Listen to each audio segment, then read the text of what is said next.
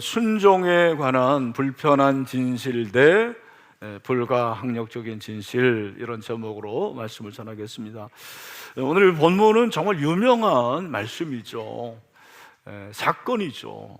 이야기가 아닙니다. 아브라함 이야기 그러는데, 제가 이제 몇 번 얘기 드리는데, 목사님들이 성경에 나오는 이런 사건들 이야기라고 할 때 그 이야기라는 말은 옛날 이야기처럼 픽션이 아니에요. 만들어진 얘기가 아니고 이 구성이 그 이야기체로, 내러티브로 쓰여졌다라는 것입니다. 그게 여러분들 오해하지 마시고, 이것은 주전 2000년 정도에 일어난 사건이죠. 여러분이 아시는 대로 하나님께서 아브라함에게 100세의 아들을 낳게 하시거든요. 정말 눈에 들어가도 아깝지 않은 그런 귀한 아들인데, 오늘 하나님께서 그 아들을 바치라, 그것도 죽여서 번제로 바치라, 그렇게 말씀을 하시는 거죠. 오늘 1절에 보니까 그 일 후에 하나님이 아브라함을 시험하시려고, 그러니까 1절은 그 다음에 일어날 사건들이 얼마나 어렵는가를 암시하고 있는데, 그 암시하는 한 단어가 시험하시려예요. 시험하신다. 시험은 다 어려워요. 초등학교 때 여러분 아마 다 시험을 치르셨을 텐데 받아쓰기도 어렵더라고요. 여러분은 쉬우셨던 모양인데 받아쓰기도 매번 100점 맞기 어렵습니다. 하나님께서 아브라함에게 주신 이 시험이 얼마나 어려운지를 이 단어를 통해서 알 수 있는 거예요. 근데 그 시험의 문제가 2절에 기록이 되어 있습니다.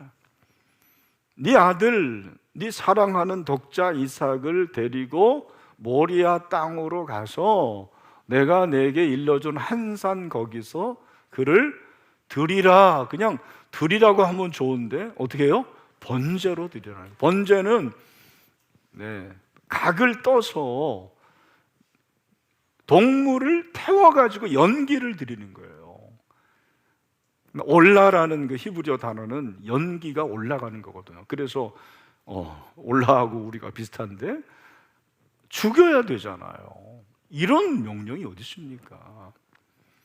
놀라운 것은 아브라함의 반응인데, 3절 아브라함이 아침에 일찍 일어나 나귀 안장을 지우고 두 종과 그의 아들 이삭을 데리고 번제에 쓸 나무를 쪼개어 가지고 떠나 하나님이 자기에게 이루신 곳으로 가더니, 제가 말씀을 읽으면서 좀 강조한 것이 있는데 그게 동사예요. 히브리어는 동사가 발달되어 있어요. 그래서 동사의 인칭과 그리고 시제, 또 수동, 능동, 이런 모든 것들이 다 기록이 되어 있어요. 알 수 있어요. 그래서 여러분들이 동사에 주목해야 되는데 3절에 동사가 6개가 나와요. 첫 번째 일찍이 일어나, 두 번째는 지우고, 세 번째 이삭을 데리고 나무를 쪼개가지고, 그리고 떠나 하나님이 일러주신 곳으로 가더니, 6개의 동사가 나오는 거예요. 무엇을 말합니까? 따라합시다. 순종은 동사다. 순종은 동사예요. 말로, 구호로 아무리 미사여구해도 그거는 충분하지 않아요. 순종은 뭐다? 동사다. 아브라함이 이렇게 실천하고 행하는데 우리가 상상을 해볼 때 3일 길을 가거든요. 3일 길을 가요. 여러분, 그렇게 3일 동안 가면서 아들과 아버지가 무슨 얘기를 했을까?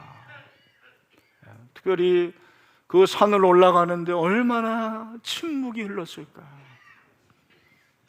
그 아버지의 마음, 또 아마 이삭도 아버지의 심정을 조금은 알지 않았을까라는 생각이 듭니다. 그래서 침묵이 흐르는데 그 침묵을 깬 아들의 일성이 뭐예요? 아버지, 제가 보니까 나무도 있고 불도 있는데 번제할 어린 양은 어디 있습니까? 참, 아버지의 그 마음을 후벼 파는 그런 질문 아닙니까? 아마 아브라함이 너다 너 그렇게 했을지 모르죠.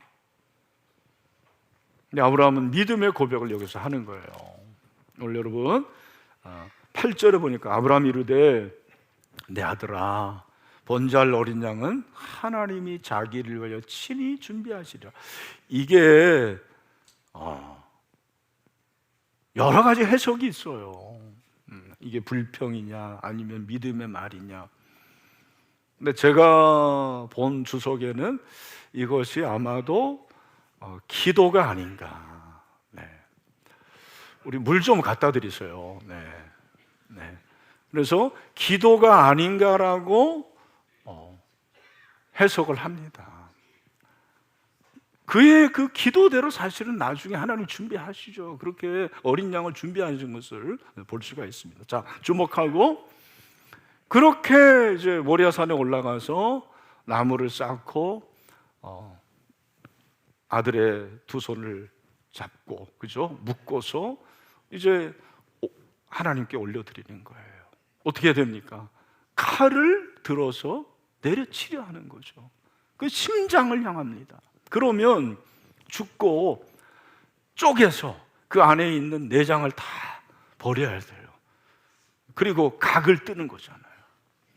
불을 피워가지고 그 연기를 올려드리는 그 순간입니다. 그 찰나인데 하나님께서 아브라함아 아브라함아 잠시 멈춰라 그러면서 아브라함을 부르십니다. 이제 네가 나를 경외하는 줄 나는 알았다. 그렇게 말씀하시죠.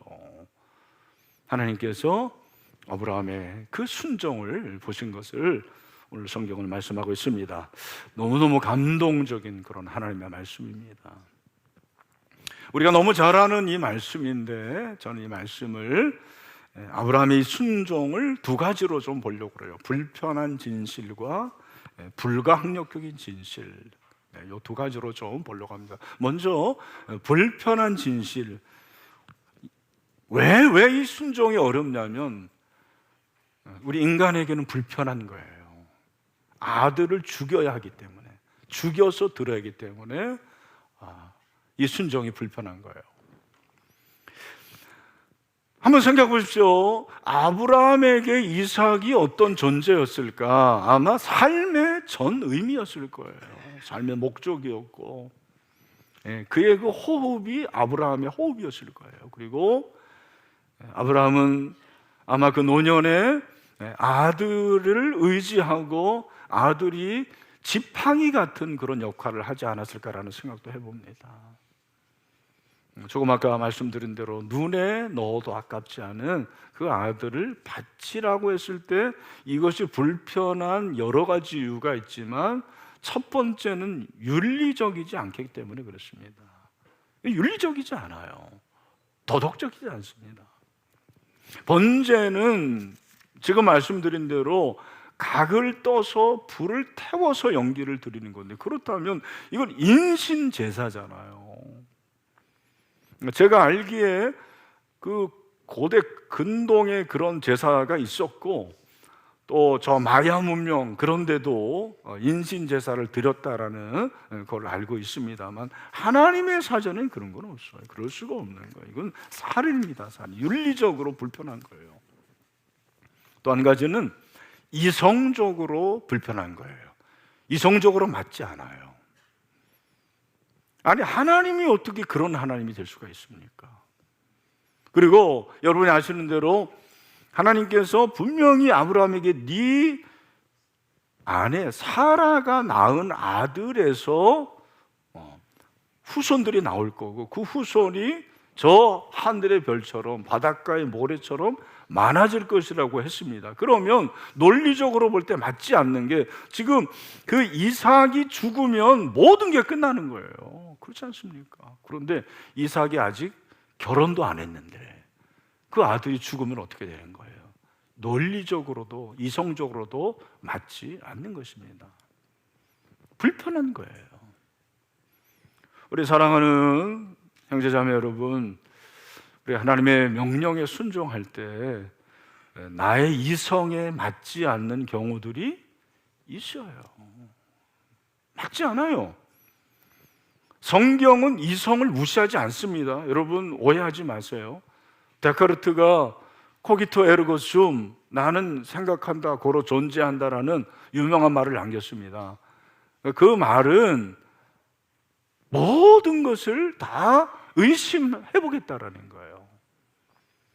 그게 식스 메디테이션, 성찰이잖아요. 그가 성찰해 보니까 모든 게 다 의심되는 거예요.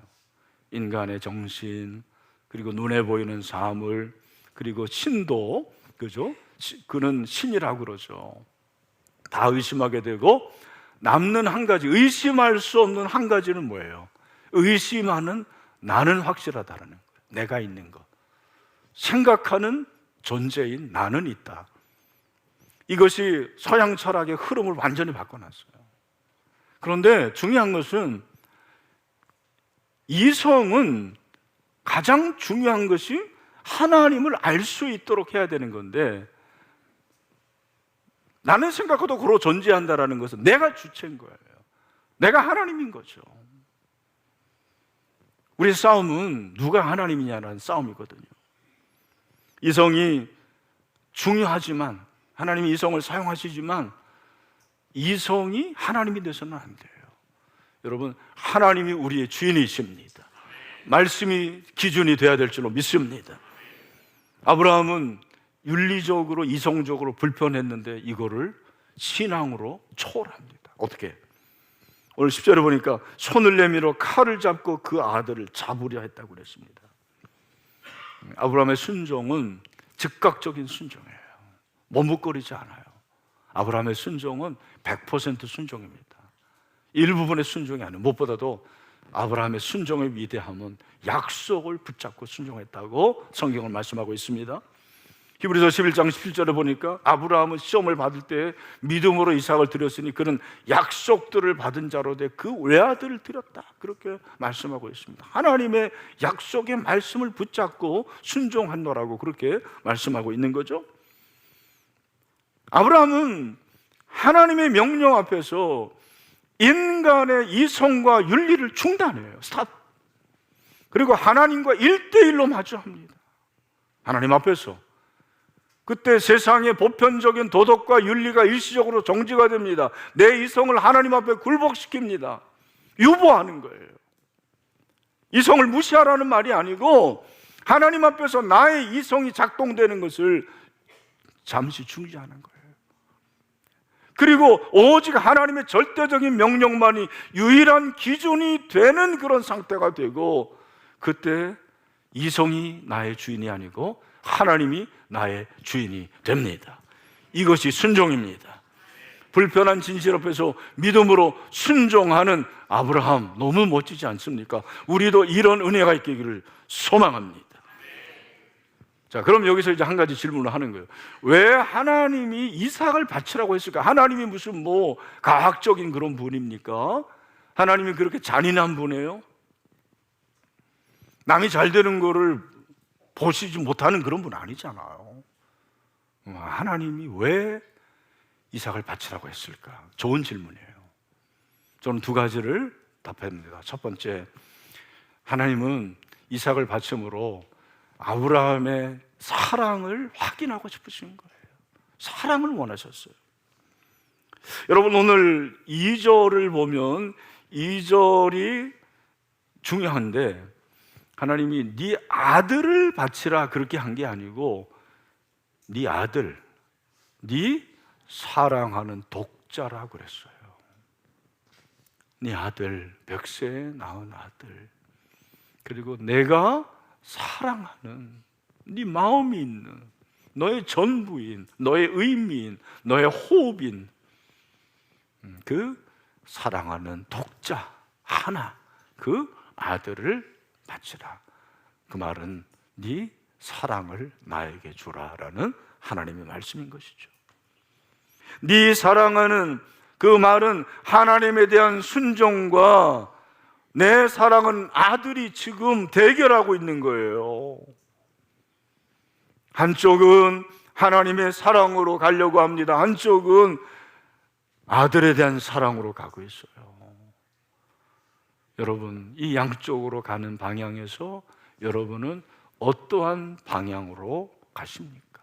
아브라함은 하나님께 순종하는 방향을 택해요. 놀라운 거죠.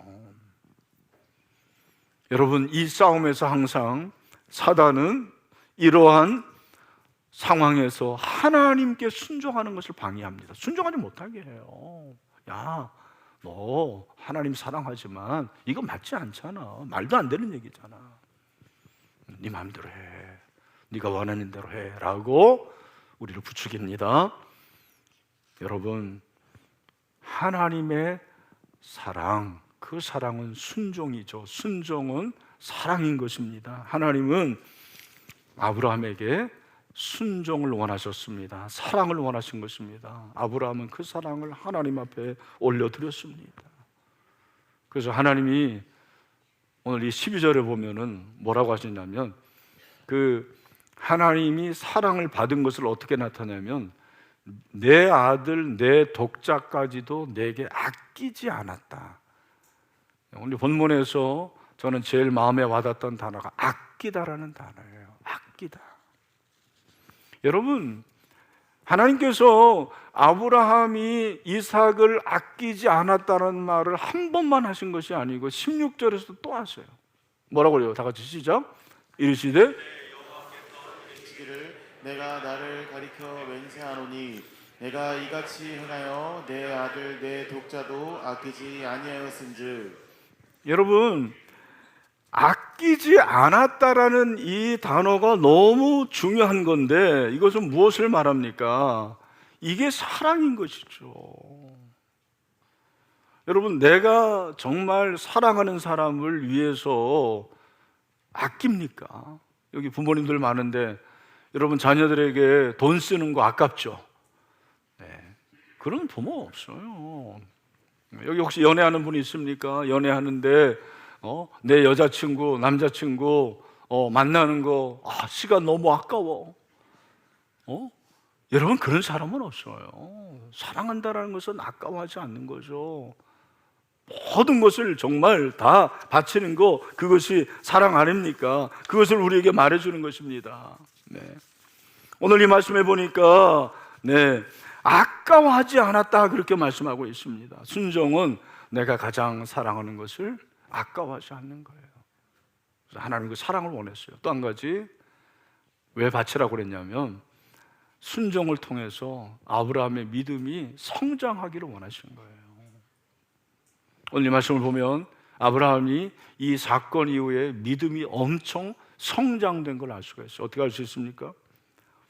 오늘 12절을 보니까, 하반절을 보니까 내가 이제야 내가 하나님을 경외하는 줄을 아노라 그랬어요.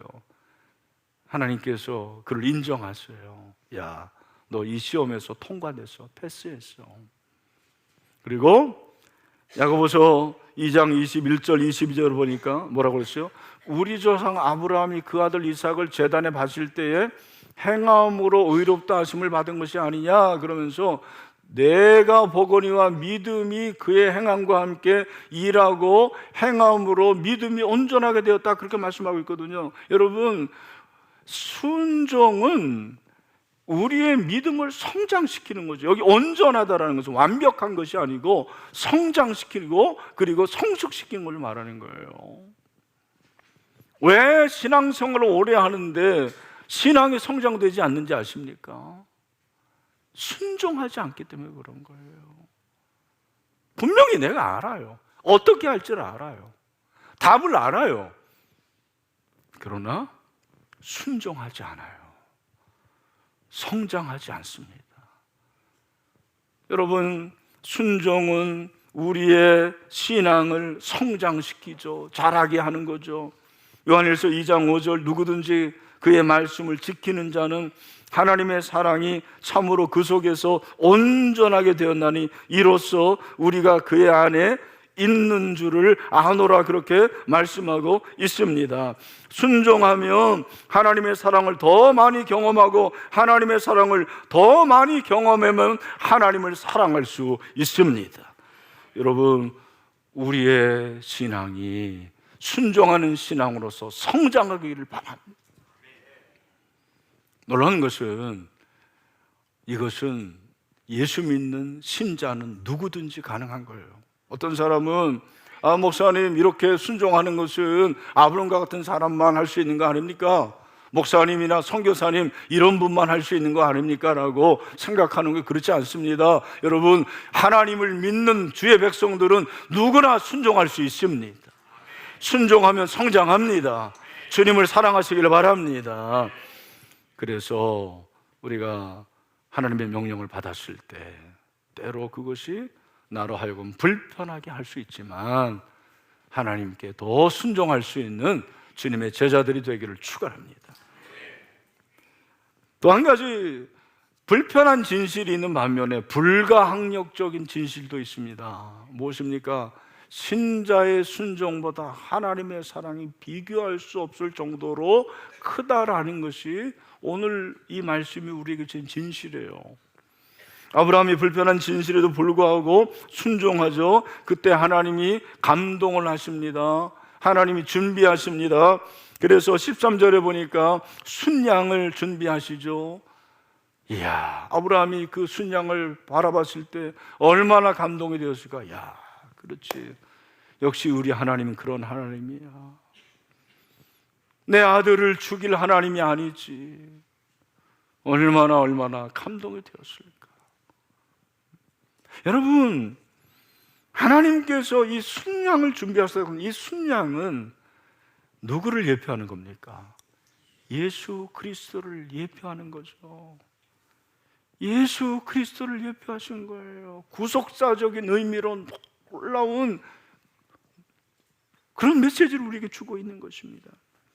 모리아산의 아브라함의 순종은 예수님의 십자가 사건과 깊은 관계가 있어요. 어떤 의미에서 같은 맥락이 있는지 아십니까? 아까 제가 말씀드린 아까워하지 않은 거예요. 사랑은 아까워하지 않는 것입니다. 아브라함이 아들을 아까워하지 않고 하나님께 드립니다. 하나님이 역시 그의 아들을 저에게 주시고 여러분에게 주시는데 하나도 아까워하지 않았어요. 그걸 말씀하십니다. 하나님의 사랑이죠. 불가항력적인 사랑. 로마서 8장 32절 말씀이죠. 우리 말씀을 다 같이 읽겠습니다. 시작.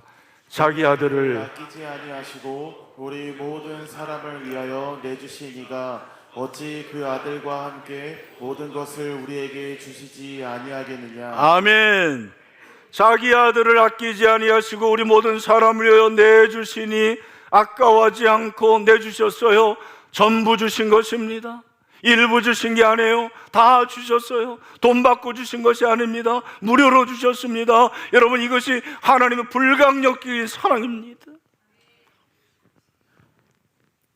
여러분, 이 사건 이후 2000년 후에 골고다 언덕에서 일어난 예수님의 십자가의 구속 사건의 예표가 바로 이 사건이에요. 모리아산이 하나님의 임재를 보여주는 예고편이었다면 골고다 십자가는 하나님의 임재가 내 삶으로 들어오게 하는 그러한 본편이라고 볼 수가 있는 거죠. 인간의 의지보다 하나님의 사랑이 더 크다라는 것을 오늘 이 말씀은 우리에게 말씀하고 있는 거예요. 이것이 바로 불가항력적인 진실이에요. 기억하십시오. 신자의 순종보다 하나님의 사랑이 훨씬 수십만 배, 수천만 배 커요. 아브라함의 순종이 위대합니다만 하나님의 사랑과는 비교할 수 없는 거예요. 그래서 어린 양을 준비하셨고 바로 그 어린 양이 예수 그리스도십니다. 하나님이 우리를 너무 사랑하십니다. 이것이 바로 불가항력적인 하나님의 사랑이에요. 그래서 이 사랑을 받았을 때 하나님을 발견하는 거예요. 그래서 아브라함이 발견한 하나님은 어떤 하나님이에요? 14절 보니까 준비하시는 하나님, 여호와 일의 하나님이십니다. 여호와 일의 하나님이 여러분을 준비하십니다. 우리의 자녀들을 준비하십니다. 네. 혹시 우리 30대들 아직 집이 없습니까? 걱정하지 마세요. 하나님이 준비하십니다. 하나님 준비하세요. 직업 준비하십니다. 우리 어르신들, 우리 60대들, 70대들, 여러분의 노후를 하나님이 준비하십니다. 준비하신 하나님이십니다. 하나님의 사랑이 놀라운 사랑입니다. 제가 최근에 천국 독립군이라는 책을 읽었는데, 여러분 정말 곳곳에 훌륭한 목사님들이 많습니다. 김정명 목사님이라는 분의 얘기가 거기 나오더라고요. 이분이 1991년도에 4월에 어느 날 새벽 기도를 마치고 교회 문을 나섰는데, 교회 문 그 앞에 핏덩이 같은 아이가 놓여져 있는 거예요. 그리고 편지가 쓰여졌는데, 나는 이 아이를 키울 수가 없습니다. 대신 키워주세요. 목사님이 이 아이를 데리고 집으로 데려갔습니다. 그리고 하나님 앞에 기도하는 가운데서, 하나님, 우리 교인 중에 누가 이 아이를 키울 수가 있겠습니까? 목사님의 얼굴에 그 머리에 착 누구누구 생각이 났겠죠. 근데 하나님께서 네가 키워라 그렇게 말씀하시더라고요. 그래서 그 아이를 키우게 된 거예요. 이름을 평화라고 지었어요. 평화, 김평화. 교인들이 너무 이뻐하고, 늦둥이잖아요. 거의 40, 50대에 아마 그랬던 것 같은데, 목사님도 진짜 사랑했대요. 손자처럼 그렇게 생각했던 것 같아요. 그런데 세상에 40개월 만에 죽었어요. 그러니까 이게 아마 지병이 있었던 것 같아요. 목사님이 너무 놀라고 너무너무 슬픈 거예요. 생각만 해도 눈물이 아플. 이 슬픔을 견딜 수가 없더래요. 그래서 자주 무덤에 가가지고 장난감을 놔두고, 심지어는 얼마나 보고 싶던지 그 평화가 쓰던 칫솔로 양치질을 했답니다. 그 정도로 사랑했대요. 오늘날 하나님 앞에 왜 평화를 데려갔습니까? 라고 그렇게 물었는데, 기도하는 중에 직접 인용입니다. 너와 혈연적 관계가 없는 평화가 잠시 너의 아들이 되었다고 떠나는 것이 그렇게도 고통스럽냐? 나도 너를, 너희 모두를 사랑한단다. 아니, 내가 평화를 사랑하는 것보다 1000배 만배 너희 모두를 사랑한단다. 이런 말씀을 해주시는 것 같다라는 거예요. 하나님의 사랑이 이렇게 크구나. 한 번은 운전을 하는데 또 생각이 났는데 눈물이 아플까 봐 운전을 못 하겠더래요. 그때 하나님 앞에 따진 거예요. 하나님, 왜 평화를 데려갔습니까? 그랬더니 하나님이, 정명아, 네가 정령 평화를 포기할 수 없느냐? 네, 결코 포기할 수 없습니다. 그럴 때 네가 평화를 살릴 수 있느냐? 그렇게 물어보시는 것 같아요. 당연히 제 힘으로는 할 수 없죠. 그때 하나님께서 이렇게 말씀하시는 것 같았다고 그래요. 너는 평화를 살리지도 못하는 무능한 자이면서도 평화를 포기하지 못하는구나. 그러나 생각해 보아라. 전능한 나는 너희를 살릴 수 있다. 너희를 살리기 위해 독생자 예수를 너희 대속물로 주기까지 하였다. 그런 나인데 어떻게 너희들을 포기할 수 있겠느냐? 그렇게 말씀하시는 것 같았다는 것입니다. 여러분, 고난 가운데서 우리는 하나님의 사랑을 깨달을 수가 있습니다. 시험 가운데서 하나님의 불강력적인 사랑을 깨달을 수 있는 거예요. 혹시 고난 가운데 있습니까? 시험을 통과하고 있습니까? 여러분, 순종해야죠. 근데 우리는 순종하지 못할 때가 참 많아요. 그럼에도 불구하고 하나님은 당신을 불강력적으로 사랑하는 것을 믿으시길 바랍니다. 넉넉히 얘기해야 돼요. 그럼 마지막으로 어떻게 순종할 수 있습니까? 어떻게 순종할 수 있습니까? 여기에 대한 답을 저는 히브리서 5장 8절부터 9절에서 찾아봤습니다. 다 같이 시작. 그가 아들이시면서도 받으신 고난으로 순종함을 배워서 온전하게 되셨은즉 자기에게 순종하는 모든 자에게 영원한 구원의 근원이 되시고. 아멘. 이 8절에 그는 예수 그리스도를 말하는 거죠. 예수님이 아들이시면서도 고난으로 순종을 배웠다고 그랬어요. 제가 한번 질문해 볼게요. 하나님의 아들 예수 그리스도가 이 세상에 오셨는데 그분이 이 세상에서 배울 게 있습니까? 그분이 학교 다니고 그분이 무슨 학문을 배워야 돼요? 그분은 하나님의 아들인데. 근데 그분이 배운 게 딱 한 가지 있다라는 거예요. 그게 뭐냐면 고난으로 뭘 배웠어요? 순종을 배웠어요. 이 고난은 무슨 고난이에요? 십자가의 고난이죠. 십자가의 고난으로 순종을 배운 거예요. 예수님도 이 잔을 내게서 옮겨달라고 그러셨습니다. 왜? 그게 아파서? 물론 예수님의 그 육체의 고난, 십자가에서 당한 고난은 너무너무 큰 거예요. 처절한 거예요. 그러나 그 고통과 고난보다 더 큰 것이 있는데 그것은 예수님의 심적인 고통이었는데 그 심적인 고통은 뭐냐면 하나님으로부터 버림받았다라는 거예요. 하나님과의 단절이 가장 큰 고통이었어요. 근데 그 고난에 순종하고 순종을 배웠다고 그랬어요. 그 순종을 배워서 모든 구원받은 우리들에게 구원의 근원이 됐고 모범이 됐다, 그렇게 말씀하고 있습니다.